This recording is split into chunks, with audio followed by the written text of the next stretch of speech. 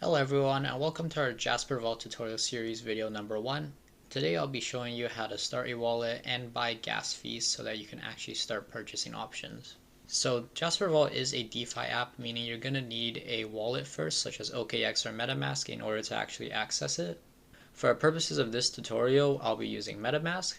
So first you're going to go to the top right corner here where there's this extension logo. And if you already have it downloaded, it'll show up here. Otherwise, you can click the three dots here, go down to extensions, and then click on Visit Chrome Web Store, where you can just search for the wallet you're using. If it's not already installed, you can install it here. And then after it's installed, you can go to your extensions and it should show up.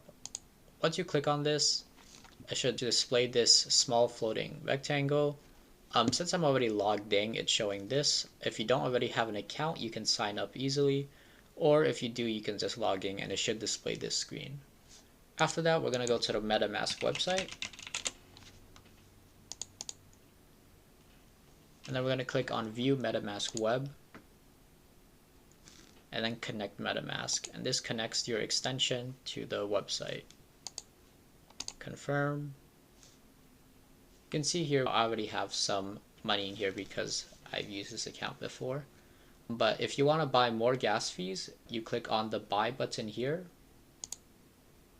And then gas fees are normally in Ethereum, and our website is no different. We use Ethereum as well, except so when you click on this button, you're going to want to go to all networks and change that to Arbitrum, as JasperVault uses the Arbitrum network.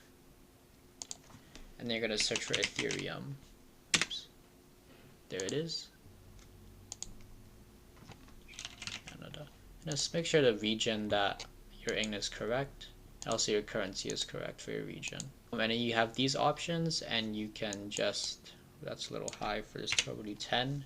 Gas fees are normally pretty low, so 10 should be good. And then you can select all these buying options. I'll use Coinbase.